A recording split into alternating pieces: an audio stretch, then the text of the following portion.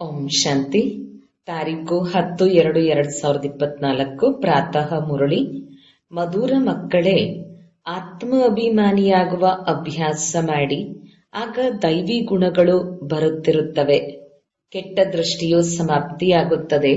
ಅಪಾರ ಖುಷಿ ಇರುತ್ತದೆ. ಪ್ರಶ್ನೆ: ತಮ್ಮ ನಡತೆಯನ್ನು ಸುಧಾರಣೆ ಮಾಡಿಕೊಳ್ಳಲು ಹಾಗೂ ಅಪಾರ ಖುಷಿಯಲ್ಲಿರಲು ಯಾವ ಮಾತನ್ನು ಸದಾ ಸ್ಮೃತಿ ಇಟ್ಟುಕೊಳ್ಳಬೇಕು? ಉತ್ತರ: ಸದಾ ಸ್ಮೃತಿಯಲ್ಲಿರಲಿ. ನಾವು ದೈವಿ ಸ್ವರಾಜ್ಯವನ್ನು ಸ್ಥಾಪನೆ ಮಾಡುತ್ತಿದ್ದೇವೆ. ಮೃತ್ಯು ಲೋಕವನ್ನು ಬಿಟ್ಟು ಅಮರ ಲೋಕಕ್ಕೆ ಹೋಗುತ್ತಿದ್ದೇವೆ. ಇದರಿಂದ ಬಹಳ ಖುಷಿ ಇರುವುದು. ನಡತೆಯು ಸುಧಾರಣೆಯಾಗುತ್ತಾ ಹೋಗುವುದು. ಏಕೆಂದರೆ ಅಮರಲೋಕ ಹೊಸ ಪ್ರಪಂಚದಲ್ಲಿ ಹೋಗಲು ದೈವಿ ಗುಣಗಳು ಅವಶ್ಯಕವಾಗಿ ಬೇಕು. ಸ್ವರಾಜ್ಯಕ್ಕಾಗಿ ಅನೇಕರ ಕಲ್ಯಾಣವನ್ನು ಮಾಡಬೇಕಾಗುತ್ತದೆ. ಎಲ್ಲರಿಗೂ ಮಾರ್ಗವನ್ನು ತಿಳಿಸಬೇಕು. ಓಂ ಶಾಂತಿ. ಮಕ್ಕಳು ತಮ್ಮನ್ನು ಇಲ್ಲಿಯವರೆಂದು ತಿಳಿಯಬಾರದು. ಏಕೆಂದರೆ ನಿಮಗೆ ಅರ್ಥವಾಗಿದೆ, ನಮ್ಮ ರಾಜ್ಯವಿತ್ತು. ಯಾವುದಕ್ಕೆ ರಾಮರಾಜ್ಯ ಅಥವಾ ಸೂರ್ಯವಂಶಿ ರಾಜ್ಯವೆಂದು ಹೇಳುತ್ತಾರೆ. ಅದರಲ್ಲಿ ಎಷ್ಟೊಂದು ಸುಖ ಶಾಂತಿ ಇತ್ತು. ಈಗ ನಾವು ಮತ್ತೆ ಅಂತಹ ದೇವತೆಗಳಾಗುತ್ತಿದ್ದೇವೆ. ಮೊದಲು ಆಗಿದ್ದೆವು. ನಾವೇ ಸರ್ವಗುಣ ಸಂಪನ್ನ ದೈವಿ ಗುಣವಂತರಾಗಿದ್ದೆವು.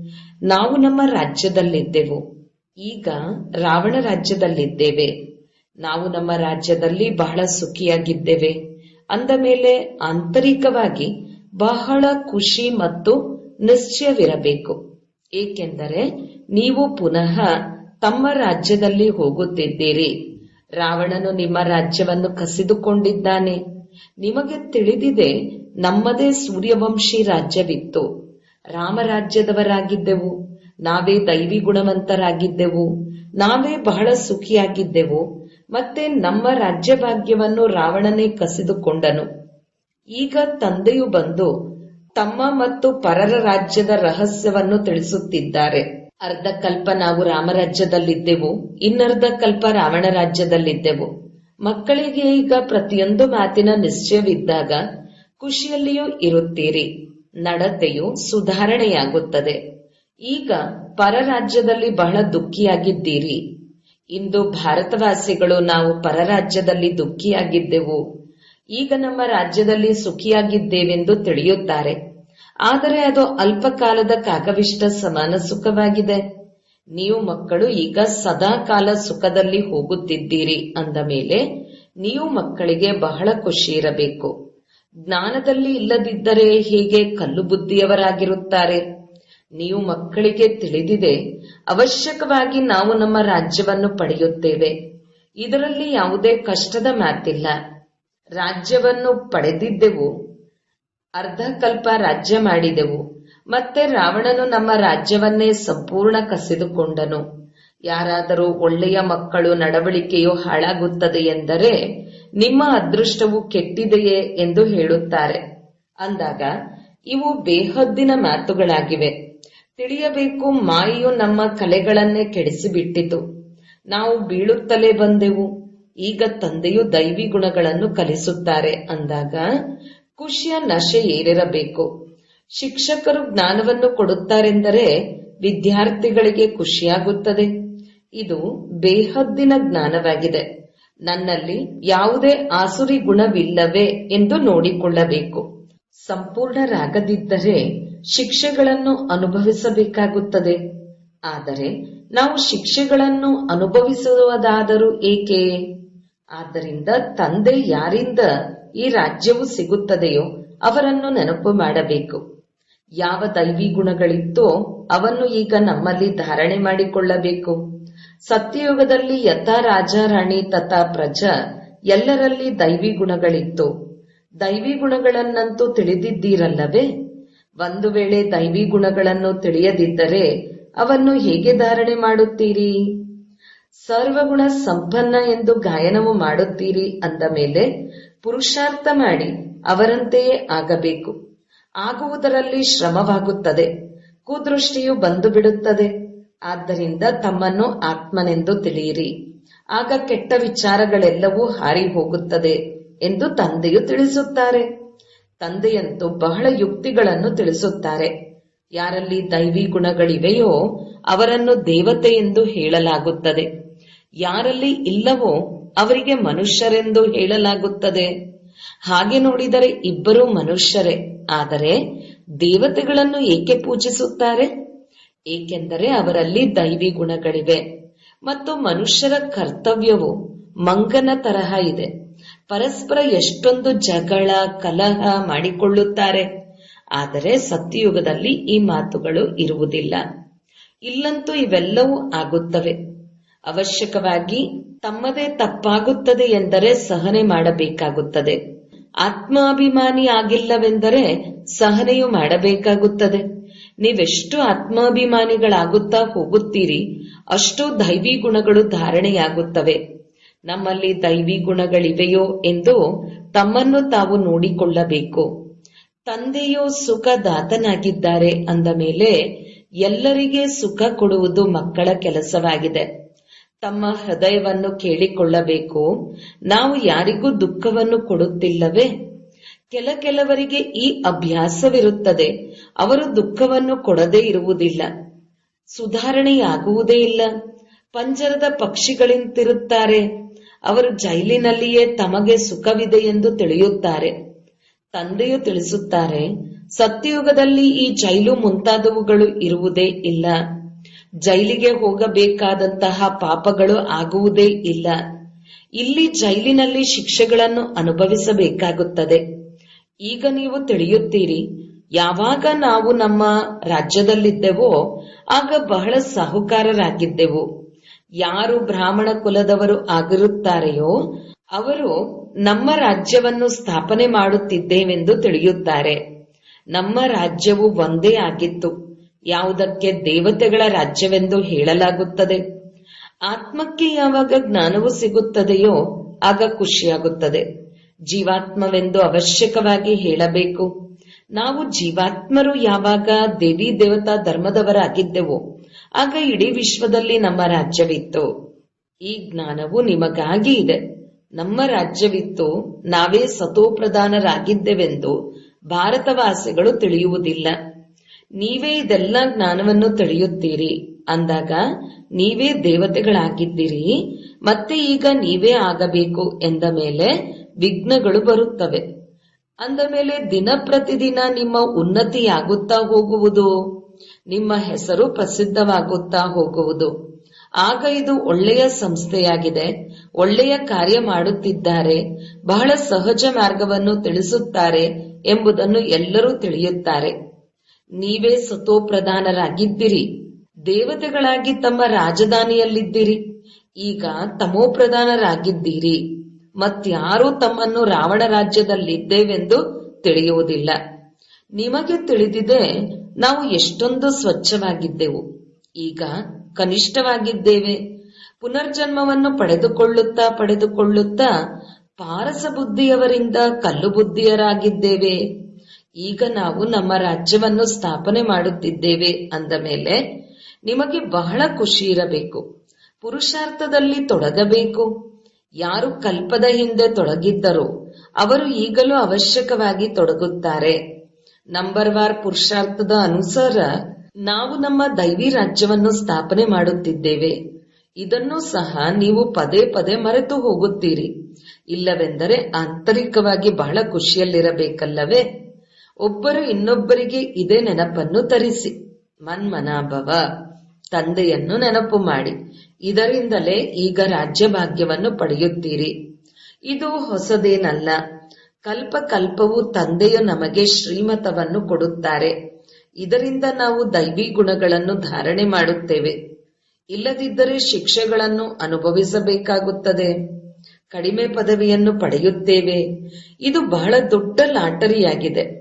ಈಗ ಪುರುಷಾರ್ಥ ಮಾಡಿ ಶ್ರೇಷ್ಠ ಪದವಿಯನ್ನು ಪಡೆಯುತ್ತೀರಿ ಅಂದ ಮೇಲೆ ಕಲ್ಪ ಕಲ್ಪಾಂತರ ಪಡೆಯುತ್ತಲೇ ಇರುತ್ತೀರಿ ಅಂದಾಗ ತಂದೆಯು ಎಷ್ಟೊಂದು ಸಹಜವಾಗಿ ತಿಳಿಸುತ್ತಾರೆ.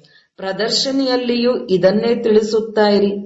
ನೀವು ಭಾರತವಾಸಿಗಳು ದೇವತೆಗಳ ರಾಜಧಾನಿಯವರಾಗಿದ್ದಿರಿ. ಮತ್ತೆ ಪುನರ್ಜನ್ಮವನ್ನು ಪಡೆದುಕೊಳ್ಳುತ್ತಾ ಇಳಿಯುತ್ತಾ ಹೀಗಾಗಿದ್ದೀರಿ. ತಂದೆಯು ಎಷ್ಟು ಸಹಜವಾಗಿ ತಿಳಿಸುತ್ತಾರೆ.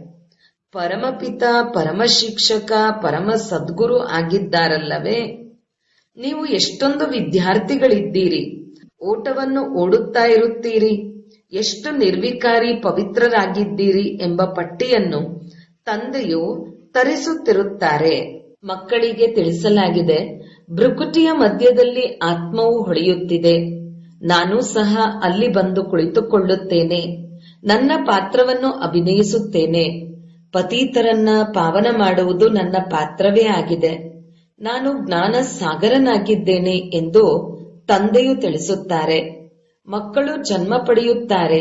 ಅದರಲ್ಲಿ ಕೆಲವರು ಒಳ್ಳೆಯವರು ಇರುತ್ತಾರೆ, ಕೆಲವರು ಕೆಟ್ಟವರು ಆಗಿಬಿಡುತ್ತಾರೆ. ಆಶ್ಚರ್ಯವಾಗಿ ಕೇಳುತ್ತಾರೆ, ನಡೆಯುತ್ತಾರೆ, ಓಡಿ ಹೋಗುತ್ತಾರೆ. ಅರೆ ಮಾಯೆ, ನೀನೆಷ್ಟು ಪ್ರಬಲವಾಗಿದ್ದೀಯಾ.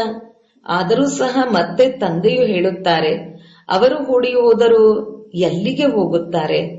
ಈ ಒಬ್ಬ ತಂದೆಯು ಮೇಲೆತ್ತುವವರಾಗಿದ್ದಾರೆ. ಇವರೊಬ್ಬರೇ ಸದ್ಗತಿದಾತನಾಗಿದ್ದಾರೆ. ಈ ಜ್ಞಾನವನ್ನು ಕೆಲವರು ತಿಳಿದುಕೊಂಡೇ ಇಲ್ಲ. ಯಾರು ಕಲ್ಪದ ಹಿಂದೆ ಒಪ್ಪಿದರೋ ಅವರೇ ಒಪ್ಪುತ್ತಾರೆ. ಇದರಲ್ಲಿ ತಮ್ಮ ನಡತೆಯನ್ನು ಬಹಳ ಸುಧಾರಣೆ ಮಾಡಿಕೊಳ್ಳಬೇಕು. ಸರ್ವಿಸ್ ಮಾಡಬೇಕಾಗುತ್ತದೆ. ಅನೇಕರ ಕಲ್ಯಾಣವನ್ನು ಮಾಡಬೇಕಾಗುತ್ತದೆ. ಹೋಗಿ ಅನೇಕರಿಗೆ ಮಾರ್ಗವನ್ನು ತಿಳಿಸಬೇಕು. ಬಹಳ ಬಹಳ ಮಧುರವಾಗಿ ತಿಳಿಸಬೇಕು. ನೀವು ಭಾರತವಾಸಿಗಳೇ ವಿಶ್ವದ ಮಾಲೀಕರಾಗಿದ್ದೀರಿ. ಪುನಃ ನೀವು ಈ ಪ್ರಕಾರದಿಂದ ತಮ್ಮ ರಾಜ್ಯವನ್ನು ಪಡೆಯುತ್ತೀರಿ. ಇದನ್ನಂತೂ ನೀವು ತಿಳಿಯುತ್ತೀರಿ. ತಂದೆಯು ಏನನ್ನು ತಿಳಿಸುತ್ತಾರೆಯೋ ಅದನ್ನು ಮತ್ಯಾರೂ ತಿಳಿಸಲು ಸಾಧ್ಯವಿಲ್ಲ. ಆದರೂ ಸಹ ನಡೆಯುತ್ತಾ ನಡೆಯುತ್ತಾ ಮಾಯೆಯಿಂದ ಸೋಲನ್ನು ಅನುಭವಿಸುತ್ತಾರೆ. ವಿಕಾರಗಳ ಮೇಲೆ ಜಯಗಳಿಸುವುದರಿಂದಲೇ ನೀವು ಜಗಜ್ಜೀತರಾಗುತ್ತಾರೆಂದು ತಂದೆಯು ತಿಳಿಸುತ್ತಾರೆ. ಈ ದೇವತೆಗಳು ಜಗಜ್ಜೀತರಾಗಿದ್ದಾರೆ. ಅವಶ್ಯಕವಾಗಿ ಅವರು ಅಂತಹ ಕರ್ಮವನ್ನು ಮಾಡಿದ್ದಾರೆ. ತಂದೆಯು ಕರ್ಮಗಳ ಗತಿಯನ್ನು ತಿಳಿಸುತ್ತಾರೆ. ರಾವಣ ರಾಜ್ಯದಲ್ಲಿ ಕರ್ಮವು ವಿಕರ್ಮವೇ ಆಗುತ್ತದೆ. ರಾಮರಾಜ್ಯದಲ್ಲಿ ಕರ್ಮವು ಅಕರ್ಮವಾಗುತ್ತದೆ. ಮೂಲ ಮಾತು ಕಾಮವಿಕಾರದ ಮೇಲೆ ಜಯಗಳಿಸಿ ಜಗಜ್ಜೀತರಾಗುವುದಾಗಿದೆ. ತಂದೆಯನ್ನು ನೆನಪು ಮಾಡಿ ಈಗ ಹಿಂತಿರುಗಿ ಮನೆಗೆ ಹೋಗಬೇಕು. ನಮಗೆ 100% ನಿಶ್ಚಯವಿದೆ. ನಾವು ನಮ್ಮ ರಾಜ್ಯವನ್ನು ಪಡೆದುಕೊಳ್ಳುತ್ತೇವೆ. ಅಮರಲೋಕದಲ್ಲಿ ರಾಜ್ಯ ಮಾಡುತ್ತೇವೆ. ಈಗ ಮೃತ್ಯುಲೋಕ ಮತ್ತು ಅಮರಲೋಕದ ಮಧ್ಯದಲ್ಲಿ ಇದ್ದೇವೆಂದು ಮರೆತು ಹೋಗುತ್ತಾರೆ. ಆದ್ದರಿಂದ ತಂದೆಯು ಪದೇ ಪದೇ ನೆನಪು ತರಿಸುತ್ತಾರೆ. ಈಗ ನಾವು ನಮ್ಮ ರಾಜಧಾನಿಯಲ್ಲಿ ಹೋಗಿಯೇ ಹೋಗುತ್ತೇವೆಂದು ನಿಶ್ಚಯವಿದೆ. ಈ ಹಳೆಯ ರಾಜಧಾನಿಯು ಅವಶ್ಯಕವಾಗಿ ಸಮಾಪ್ತಿಯಾಗಲಿದೆ. ಹೊಸ ಪ್ರಪಂಚದಲ್ಲಿ ಹೋಗಲು ಧಾರಣೆ ಮಾಡಬೇಕು. ತಮ್ಮೊಂದಿಗೆ ಮಾತನಾಡಿಕೊಳ್ಳಬೇಕು. ತಮ್ಮನ್ನು ಆತ್ಮನೆಂದು ತಿಳಿಯಬೇಕು. ಏಕೆಂದರೆ ಈಗಲೇ ಹಿಂತಿರುಗಿ ಹೋಗಬೇಕಾಗಿದೆ. ಆದುದರಿಂದ ತಮ್ಮನ್ನು ಈಗಲೇ ಆತ್ಮನೆಂದು ತಿಳಿಯಬೇಕು. ಮತ್ತೆಂದೂ ಹಿಂತಿರುಗಿ ಹೋಗುವುದೂ ಇಲ್ಲ. ಈ ಜ್ಞಾನವು ಸಿಗುವುದೂ ಇಲ್ಲ. ಸತ್ಯಯುಗದಲ್ಲಿ ನಾವು ಯೋಗ ಮಾಡುವುದಕ್ಕೆ ಅಲ್ಲಿ ಪಂಚವಿಕಾರಗಳೇ ಇರುವುದಿಲ್ಲ ಅಂದಾಗ ಈ ಸಮಯದಲ್ಲಿ ಪಾವನರಾಗಲು ಯೋಗ ಮಾಡಬೇಕಾಗುತ್ತದೆ. ಅಲ್ಲಂತೂ ಎಲ್ಲರೂ ಸುಧಾರಣೆಯಾಗಿರುತ್ತಾರೆ. ಮತ್ತೆ ನಿಧಾನವಾಗಿ ಕಲೆಗಳು ಕಡಿಮೆಯಾಗುತ್ತಾ ಹೋಗುತ್ತವೆ. ಇದಂತೂ ಬಹಳ ಸಹಜವಾಗಿದೆ. ಕ್ರೋಧವೂ ಸಹ ಅನ್ಯರಿಗೆ ದುಃಖ ಕೊಡುತ್ತದೆಯಲ್ಲವೇ. ದೇಹಾಭಿಮಾನವು ಮುಖ್ಯವಾಗಿದೆ. ಸತ್ಯಯುಗದಲ್ಲಿ ದೇಹಾಭಿಮಾನ ಇರುವುದೇ ಇಲ್ಲ. ಆತ್ಮಾಭಿಮಾನಿಗಳಾಗುವುದರಿಂದ ಕೆಟ್ಟ ದೃಷ್ಟಿಯೂ ಇರುವುದೇ ಇಲ್ಲ. ಆತ್ಮಿಕ ದೃಷ್ಟಿಯಾಗಿ ಬಿಡುತ್ತದೆ. ರಾವಣ ರಾಜ್ಯದಲ್ಲಿ ಕೆಟ್ಟ ದೃಷ್ಟಿಯಾಗುತ್ತದೆ. ನಿಮಗೆ ತಿಳಿದಿದೆ, ನಮ್ಮ ರಾಜ್ಯದಲ್ಲಿ ಬಹಳ ಸುಖಿಯಾಗಿರುತ್ತೇವೆ. ಕಾಮವಿಕಾರವೂ ಇರುವುದಿಲ್ಲ, ಕ್ರೋಧವೂ ಇರುವುದಿಲ್ಲ. ಇದರ ಮೇಲೆ ಒಂದು ಗೀತೆಯನ್ನು ಮಾಡಲಾಗಿದೆ. ಅಲ್ಲಿ ಈ ವಿಕಾರಗಳು ಇರುವುದೇ ಇಲ್ಲ. ನಮ್ಮದು ಅನೇಕ ಬಾರಿ ಈ ಸೋಲು ಮತ್ತು ಗೆಲುವಾಗಿದೆ. ಸತ್ಯಯುಗದಿಂದ ಕಲಿಯುಗದವರೆಗೆ ಏನೆಲ್ಲವೂ ಆಯಿತು ಅದು ಮತ್ತೆ ಆಗಬೇಕಾಗಿದೆ. ತಂದೆ ಅಥವಾ ಶಿಕ್ಷಕರ ಬಳಿ ಯಾವ ಜ್ಞಾನವಿದೆಯೋ ಅದನ್ನು ನಿಮಗೆ ತಿಳಿಸುತ್ತಿರುತ್ತಾರೆ. ಈ ಆತ್ಮಿಕ ಶಿಕ್ಷಕರು ಸಹ ವಿಚಿತ್ರವಾಗಿದ್ದಾರೆ. ಸರ್ವಶ್ರೇಷ್ಠ ಭಗವಂತ ಸರ್ವಶ್ರೇಷ್ಠ ಶಿಕ್ಷಕರೂ ಆಗಿದ್ದಾರೆ ಮತ್ತು ನಮ್ಮನ್ನೂ ಸಹ ಸರ್ವಶ್ರೇಷ್ಠರನ್ನಾಗಿ ಮಾಡುತ್ತಾರೆ. ತಂದೆಯು ಹೇಗೆ ದೈವಿ ರಾಜಧಾನಿಯನ್ನು ಸ್ಥಾಪನೆ ಮಾಡುತ್ತಿದ್ದಾರೆಂದು ನೀವು ನೋಡುತ್ತಿದ್ದೀರಿ. ನೀವೇ ದೇವತೆಗಳಾಗುತ್ತಿದ್ದೀರಿ. ಈಗಂತೂ ಎಲ್ಲರೂ ತಮ್ಮನ್ನು ಹಿಂದೂಗಳೆಂದು ಹೇಳಿಕೊಳ್ಳುತ್ತಿದ್ದಾರೆ. ಅವರಿಗೂ ಸಹ ತಿಳಿಸಬೇಕು, ವಾಸ್ತವದಲ್ಲಿ ಆದಿ ಸನಾತನ ದೇವಿ ದೇವತಾ ಧರ್ಮವಿದೆ. ಯಾವುದು ಪ್ರಾಯಲೋಪವಾಗಿ ಬಿಟ್ಟಿದೆ. ಇದಂತೂ ಬಹಳ ಪವಿತ್ರ ಧರ್ಮವಾಗಿ ಬಿಟ್ಟಿದೆ. ಇಂತಹ ಪವಿತ್ರ ಧರ್ಮ ಮತ್ಯಾವುದೂ ಇಲ್ಲ. ಈಗ ಪವಿತ್ರರಾಗಿರದೇ ಇರುವ ಕಾರಣ ಯಾರೂ ತಮ್ಮನ್ನು ದೇವತೆಗಳೆಂದು ಕರೆಸಿಕೊಳ್ಳುವುದಿಲ್ಲ. ನೀವು ತಿಳಿಸಬಹುದು, ನಾವು ಆದಿ ಸನಾತನ ದೇವಿ ದೇವತಾ ಧರ್ಮದವರಾಗಿದ್ದೆವು, ಆದ್ದರಿಂದಲೇ ದೇವತೆಗಳನ್ನು ಪೂಜಿಸುತ್ತಾರೆ. ಕ್ರಿಸ್ತನನ್ನು ಪೂಜಿಸುವವರು ಕ್ರಿಶ್ಚಿಯನ್ನರಾದರು, ಬುದ್ಧನನ್ನು ಪೂಜಿಸುವವರು ಬೌದ್ಧಿಗಳಾದರು, ದೇವತೆಗಳನ್ನು ಪೂಜಿಸುವವರು ದೇವತೆಗಳಾದರು. ಅಂದ ಮೇಲೆ ಮತ್ತೆ ತಮ್ಮನ್ನು ಹಿಂದೂಗಳೆಂದು ಏಕೆ ಕರೆಸಿಕೊಳ್ಳುತ್ತೀರಿ? ಯುಕ್ತಿಯಿಂದ ತಿಳಿಸಬೇಕು. ಕೇವಲ ಹಿಂದೂ ಧರ್ಮವು ಧರ್ಮವಲ್ಲವೆಂದು ಹೇಳಿದರೆ ಕೋಪಿಸಿಕೊಳ್ಳುತ್ತಾರೆ. ಆದ್ದರಿಂದ ಹಿಂದೂ ಆದಿ ಸನಾತನ ದೇವಿ ದೇವತಾ ಧರ್ಮದವರಾಗಿದ್ದರು ಎಂದು ಹೇಳಿದರೆ ಆಗ ಸ್ವಲ್ಪ ತಿಳಿದುಕೊಳ್ಳುತ್ತಾರೆ. ಆದಿ ಸನಾತನ ಧರ್ಮವಂತೂ ಯಾವುದೇ ಹಿಂದೂ ಅಲ್ಲ. ಆದಿ ಸನಾತನ ಶಬ್ದವು ಸರಿಯಾಗಿದೆ. ದೇವತೆಗಳು ಪವಿತ್ರರಾಗಿದ್ದರು, ಇವರು ಅಪವಿತ್ರರಾಗಿದ್ದಾರೆ. ಆದ್ದರಿಂದ ದೇವತೆಗಳು ಎಂದು ಕರೆಸಿಕೊಳ್ಳುವುದಿಲ್ಲ. ಕಲ್ಪ ಕಲ್ಪವೂ ಹೀಗೆಯೇ ಆಗುತ್ತದೆ. ಇವರ ರಾಜ್ಯದಲ್ಲಿ ಎಷ್ಟೊಂದು ಸಾಹುಕಾರರಿದ್ದರು, ಈಗಂತೂ ಕಂಗಾಲಾಗಿ ಬಿಟ್ಟಿದ್ದಾರೆ. ಅವರು ಪದಮಾಪದಂಪತಿಗಳಾಗಿದ್ದರು. ತಂದೆಯು ಬಹಳ ಚೆನ್ನಾಗಿ ಯುಕ್ತಿಗಳನ್ನು ಕೊಡುತ್ತಾರೆ. ಕೇಳಬೇಕು, ನೀವು ಸತ್ಯುಗದಲ್ಲಿರುವವರೋ ಅಥವಾ ಕಲಿಯುಗದವರೋ? ಕಲಿಯುಗದವರಾಗಿದ್ದರೆ ಅವಶ್ಯಕವಾಗಿ ನರಕವಾಸಗಳಾಗಿದ್ದೀರಿ. ಸತ್ಯಯುಗದಲ್ಲಿರುವವರಾಗಿದ್ದರೆ ಸ್ವರ್ಗವಾಸಿಗಳಾಗಿದ್ದಾರೆ. ಇಂತಹ ಪ್ರಶ್ನೆಗಳನ್ನು ಕೇಳಿದಾಗ ಅವಶ್ಯಕವಾಗಿ ಪ್ರಶ್ನೆ ಕೇಳುವವರು ವರ್ಗಾವಣೆ ಮಾಡಿ ದೇವತೆಗಳನ್ನಾಗಿ ಮಾಡುವವರೇ ಆಗಿರುತ್ತಾರೆ. ಮತ್ಯಾರು ಇಂತಹ ಪ್ರಶ್ನೆಗಳನ್ನು ಕೇಳಲು ಸಾಧ್ಯವಿಲ್ಲವೆಂದು ತಿಳಿಯುತ್ತಾರೆ. ಆ ಭಕ್ತಿ ಮಾರ್ಗವೇ ಬೇರೆಯಾಗಿದೆ. ಭಕ್ತಿಯ ಫಲವೇನು? ಅದು ಜ್ಞಾನವಾಗಿದೆ. ಸತ್ಯಯುಗದಲ್ಲಿ ತ್ರೇತಾಯುಗದಲ್ಲಿ ಭಕ್ತಿ ಇರುವುದಿಲ್ಲ. ಜ್ಞಾನದಿಂದ ಅರ್ಧ ಕಲ್ಪ ದಿನ, ಭಕ್ತಿಯಿಂದ ಅರ್ಧ ಕಲ್ಪ ರಾತ್ರಿ. ಒಪ್ಪುವವರಿದ್ದರೆ ಒಪ್ಪುತ್ತಾರೆ, ಒಪ್ಪದಿರುವವರು ಜ್ಞಾನವನ್ನು ಒಪ್ಪುವುದಿಲ್ಲ, ಭಕ್ತಿಯನ್ನು ಒಪ್ಪುವುದಿಲ್ಲ. ಅವರಿಗೆ ಕೇವಲ ಹಣ ಸಂಪಾದನೆಯಷ್ಟೇ ಗೊತ್ತಿರುತ್ತದೆ.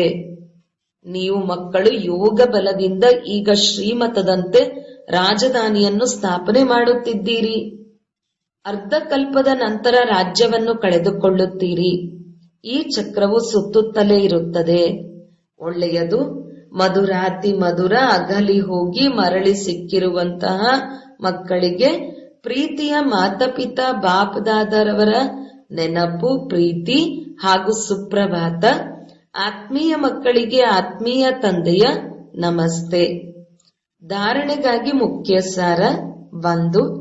ಅನೇಕರ ಕಲ್ಯಾಣ ಮಾಡಲು ತಮ್ಮ ನಾಲಿಗೆಯನ್ನು ಬಹಳ ಮಧುರ ಮಾಡಿಕೊಳ್ಳಬೇಕು.